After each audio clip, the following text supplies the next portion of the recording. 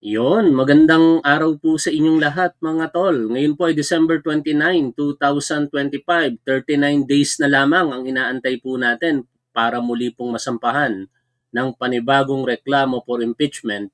Ito pong si Vice President Sara Duterte. And that will be on February 6, 2026. Pero hindi po yan ang ating pag-uusapan. Lagi ko lamang pong pinapaalala sa inyo, araw-araw yan. Ang pag-uusapan po natin ay ito pong pagkadismaya ni Senador o dating Senador Antonio Trillanes sa Independent Commission for Infrastructures. Ayon po kay Trillanes, dapat magsara na daw itong ICI kung hindi daw po nila magagawang imbestigahan ito pong si Pulong Duterte at saka si Bongo. Basahin po natin ang kanyang naging pahayag dito po sa kanyang Facebook page. Ayon po kay Trillanes nito pong December 27, kung hindi rin lang naman iimbestigahan ng ICI si Pulong na hindi sumipot sa hearing kasi meron siyang 51 billion insertions at si Bongo na hindi man lang pinatawag kahit siya ay nagbigay ng almost 200 contracts worth 7 billion sa tatay at kapatid niya, tama lang na magsara na kayo. Nakakapslak pa yung salitang magsara na kayo. Kayo po ba'y sumasang-ayon sa dating senador na si Antonio Trillanes? Ako, sang-ayon po ako dito. No? Dahil kung magkakaroon po ng pagkiling, I hope wala naman, itong ICI, hindi po sila magiging epektibo sa kanilang mandato. Nandyan po kayo para po mag-imbestiga sa lahat po ng mga nasasangkot di umano sa mga kontrobersiya sa infrastruktura, hindi lamang sa flood control projects. Pero mukhang wala eh. Hindi nga talaga natin nakita na itong si Senator Bongo inimbitahan ng Independent Commission for Infrastructures. Anyway, ito pong ICI, mukhang ito po ay nalalagay na ngayon sa alanganin, ano? Kasi ang update po dito, yung pinakahuling nagbitiw ay yung isa pong commissioner nito na si Miss Rosana. Nakalimutan ko bigla yung apelyido. Pero ang mga unang nagbitiw na po diyan ay ang asumero na si Benji Magalong. Nagbitiw siya bilang special investigator or special advisor for the commission. At pinalitan nga po siya ni dating Chief PNP at nakakalimutan ko yung mga pangalan. Anyway, pasensya na kayo, naglalaps yung memory ko ngayon, ano? Basta ang pumalit po sa kanya ay ang dating Chief PNP sa ilalim po ng administrasyong ito, si Asurin. And yung sumunod sa kanya sa pagbibitiw ay si Mr. Rogelio Singson o Babe Singson, ang dating kalihim sa panahon ng administrasyon ng Aquino ng DPWH. Kaya medyo alanganin po ang natitira na lamang ngayon na original members ay ito pong chairman na si retired Associate Justice Andres. Pero hindi na masyadong nababahala dyan ang Malacanang. Dahil ayon nga po kay Undersecretary Claire Castro, meron naman pong priority bills ang ating gobyerno. No? Yan po ay sinertify as priority ng ating Pangulong Bongbong Marcos para gawin po ng Kongreso. Ito po yung pagtatatag ng naaayon na po talaga sa isang Republic Acts ng isang independent commission. Kaya kung mangyayari po yon, definitely ito pong kinreate na ICI sa pamamagitan po ng executive order, mababaliwala na po na ito. Ang mangingibabaw na yung maitatatag na independent commission sa ilalim po ng isang Republic Acts. Ngayon, puntahan po natin ito pong naging interview kay dating Senador Antonio Trillanes, kung saan sinambit niya po dito yung mga binanggit na natin kanina na pagkadismaya sa ICI at saka yung kanyang plano na pagsasampa po ng panibagong reklamo dito po kay Pulong Duterte at possibly kay Bongo. Kung matatandaan po ninyo kasi, maraming beses na po itong nagsampa ng reklamo kina Pulong Duterte at Bongo kaugnay nga po ng samut-saring kontrobersiya na ibinibintang po sa dalawa. Pero ito naman pong binubuo daw nila na isasampa ngayong Enero 2025 ay kaugnay naman po ito ng 51 billion pesos na budget insertions na ayon kay dating Senador Trillanes ay kinumpirma mismo nitong si Pulong Duterte for at least 49 billion pesos sa kanyang distrito. At ayon din po kay Trillanes, ito din ay kinumpirma sa isang hearing sa House of Representatives ng namayapa pong si dating Undersecretary sa DPWH Catalina Cabral. Pakinggan po natin at reaksyonan natin ang interview po na ito. So, baka pwede niyo po kami konting i-refresh, no? Can you expound sa amin itong 51 billion peso insertions umano ni Congressman Paulo Duterte? Sa isang hearing po sa House of Representatives noong September, kinonfirm ni yumaong Yusek Cabral na nagkaroon ng 51 billion pesos worth of insertions si Paulo Duterte from 2020 to 2022. So, maliwanag na yung statement na yan at na-validate na rin yan doon sa GAA o doon sa corresponding years na yon. Yan po yan. Ngayon, itong aking statement kanina, in light of itong mga issues dito sa ICI, ito yung pinakamalaking halaga na involved sa corruption diyan sa infrastructure na yan. Di ba yun ang purpose nila ng kanilang creation? Is imbestigahan. Pero itong si Paulo Duterte, nung pinatawag nila sa hearing, hindi sumipot. Tapos gano'n na lang. Parang wala na. Parang quits na lang. So anong klaseng, investigative body yan? Yun kasi ang nagiging public perception dito, mga tol. Pero sa totoo lang, kaya nga po nagsusulong ang mga ilang kongresista at senador na mai-institutionalize ito pong independent commission o maisabatas ito dahil wala po kasi talagang sapat na kapangyarihan ang ICI. No? Katulad po nung nangyari dito, hindi sumipot ito pong si Pulong Duterte. At ang katwiran lamang nito, hindi daw po makatarungan para sa kanya. Ang pagsipot doon, malalabag daw po ang karapatan niya sa due process at hindi daw po ang ICI ang appropriate agency para mag-imbestiga. Kaya walang magawa ngayon yung ICI kasi hindi sila empowered ng batas para at least somehow mag-contempt man lamang sa mga personalidad na kanilang inimbitahan na hindi po dumalo. Pero in fairness naman sa ICI, we do not know kung ano ba talaga ang kanilang ginawa when it comes sa investigation kay Pulong Duterte. Kasi marami pong mga aksyon din ng ICI na hindi naman po naisa sa publiko at nagugulat na lamang tayo na meron ng mga rekomendasyon ng pagkakaso sa either DOJ or si Ombudsman. Yan po ay napatunayan natin sa mga nakalipas na pagkakataon kung saan nilabasan nga po ng warrant of arrest ang dating kongresista at mga kasabwat di umano nito sa Mindoro. No? Si Saldico ang tinutukoy po natin dito at mga opisyales ng DPWH sa Mimaropa Region. No? 16 po sila at meron na pong warrant of arrest. Sila po ay, particular si Saldico, inimbitahan din ng ICI pero hindi nakadalo. Ganun pa man, gumulong yung kaso at naisampa ito sa korte at kinalaunan, arestado na nga ang ilan sa mga ito, ngunit si Saldico nananatiling nagtatago sa ibang bansa.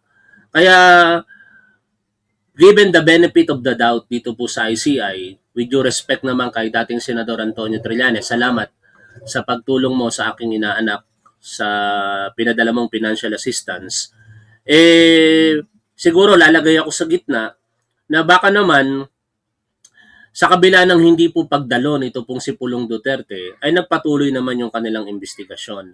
Total, napakaaga pa naman, ano?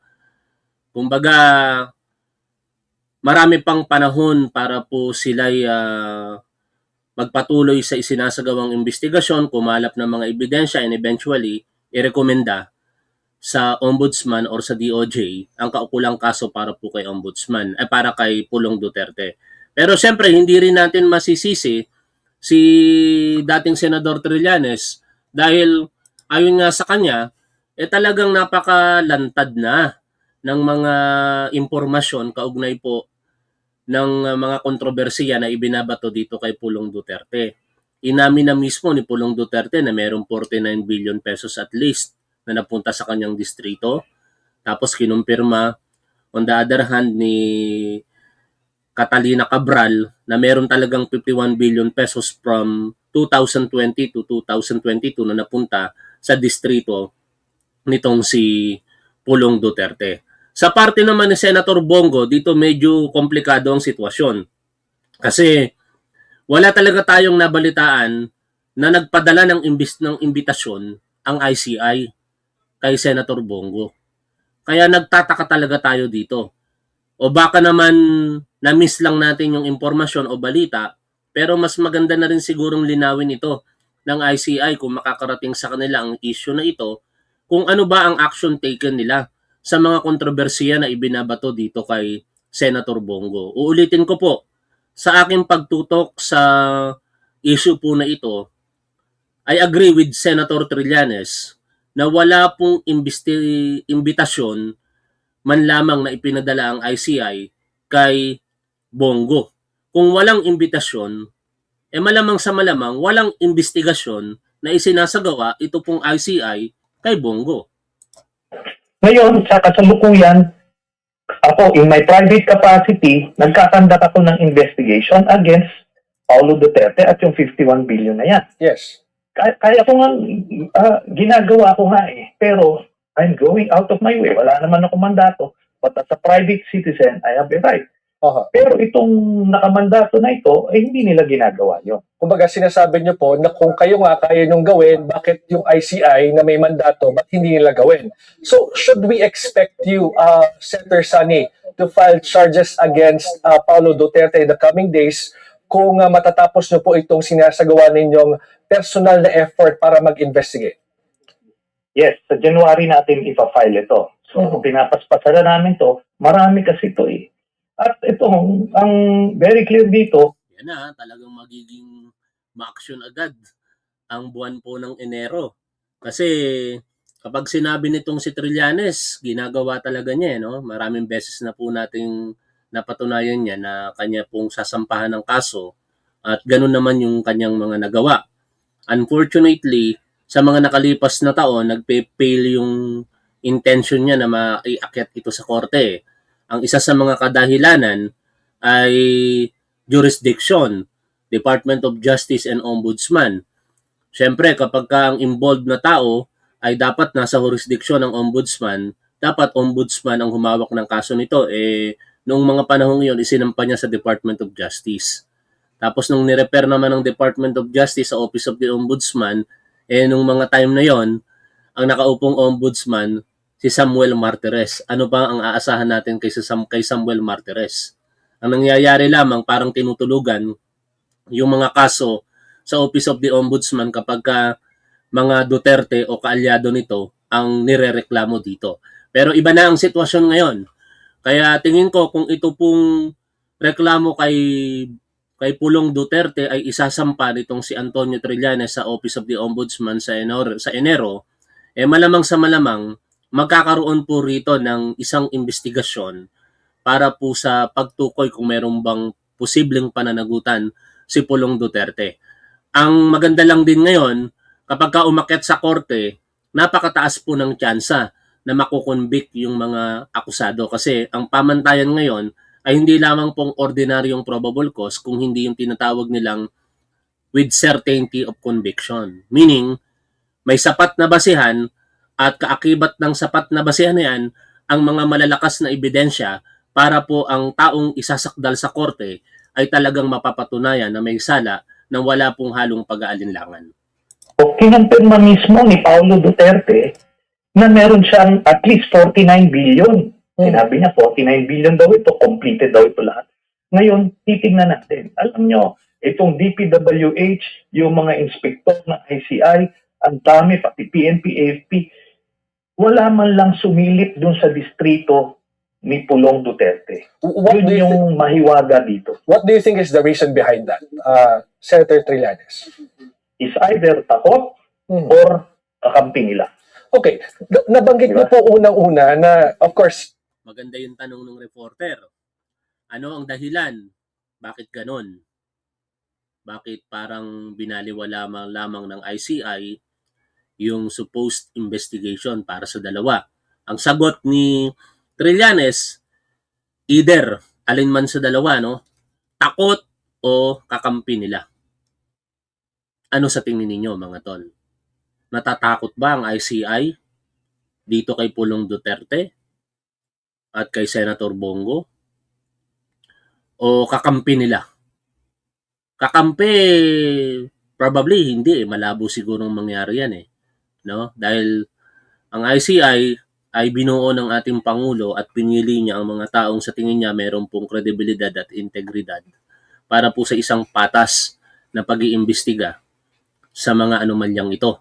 Kaya yung kakampi, tingin ko, hindi yun factor dito Pero doon po sa takot sila, malakas ang kutob ko diyan na baka nagiging factor ito. Dahil alam naman natin kung gaano po at paano kumilos itong mga Duterte at ang mga kaalyado po nito.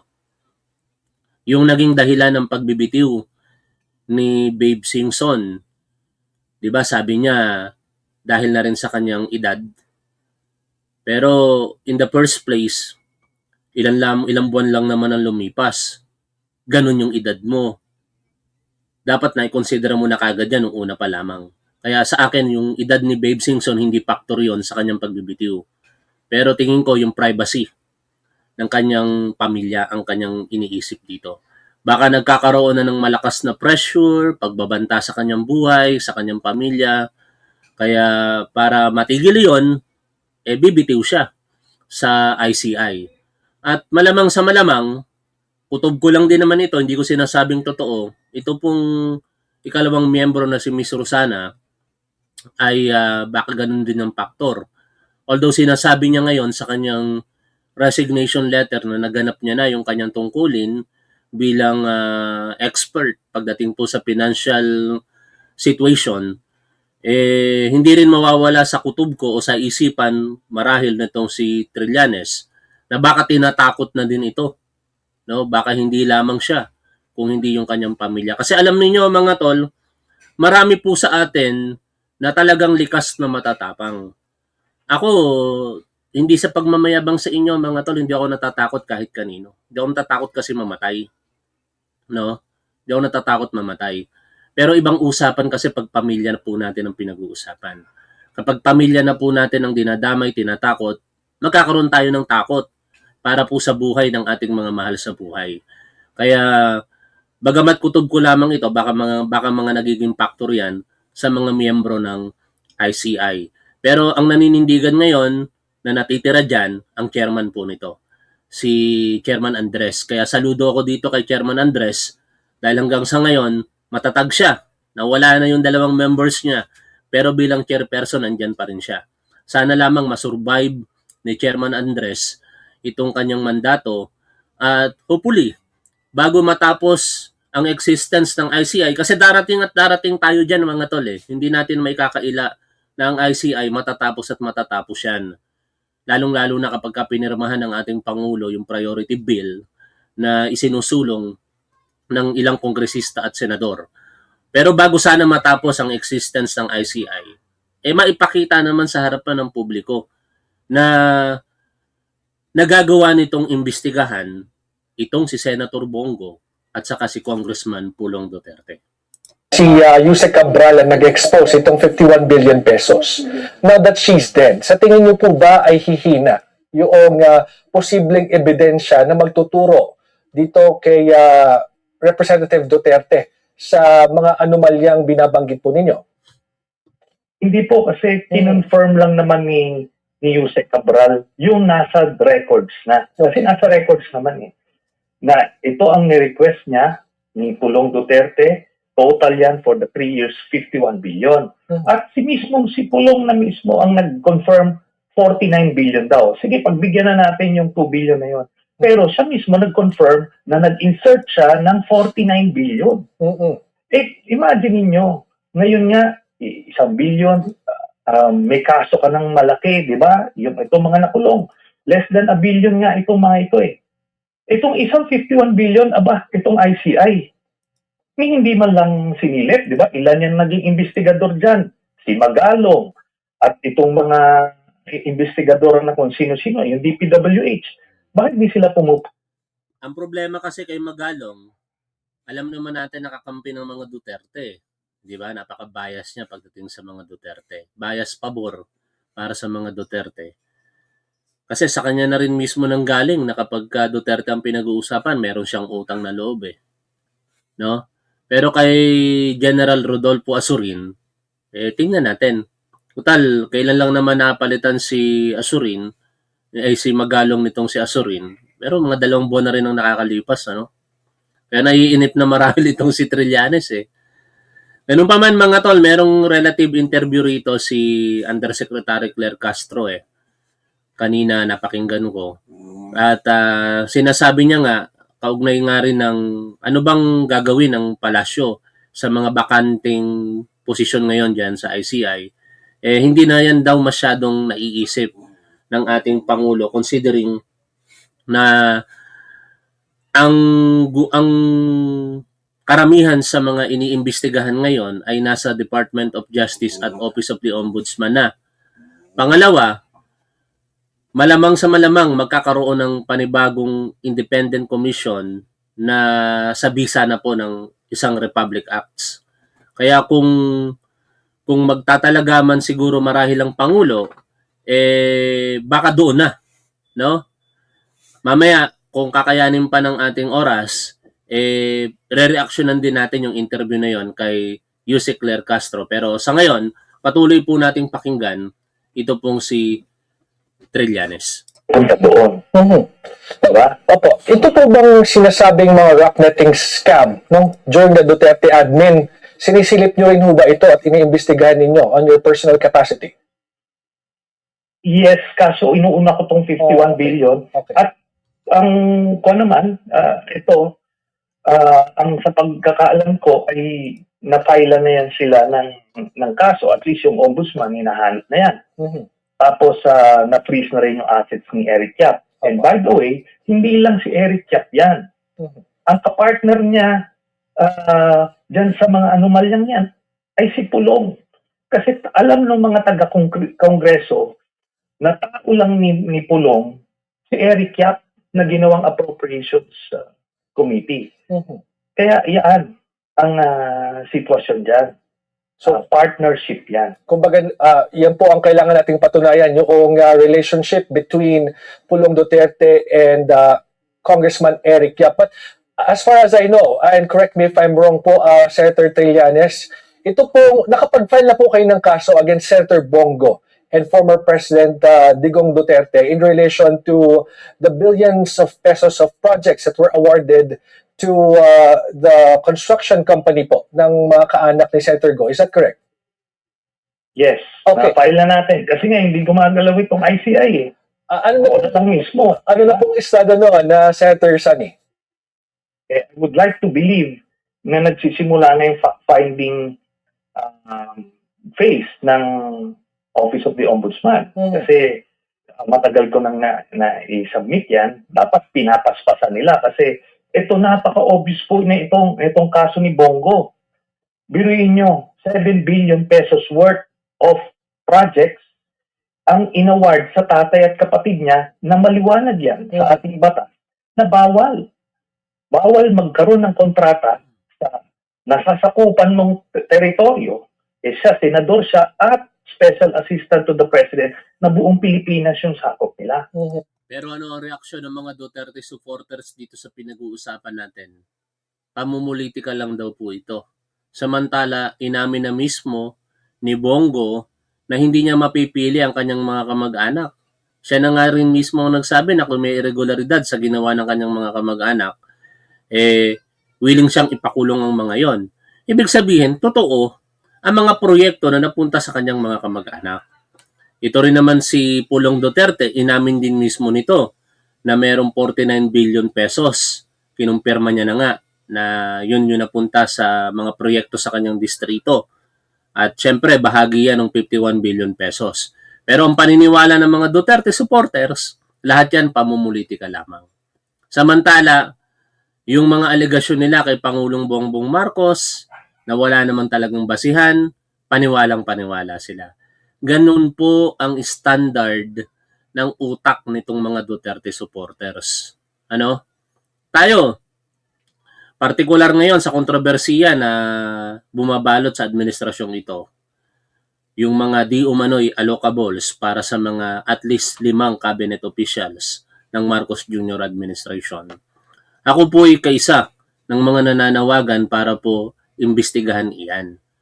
Kasi ang masakit dito, pinapasama ng mga tao na ito ang ating Pangulo, kung totoo ang alegasyon.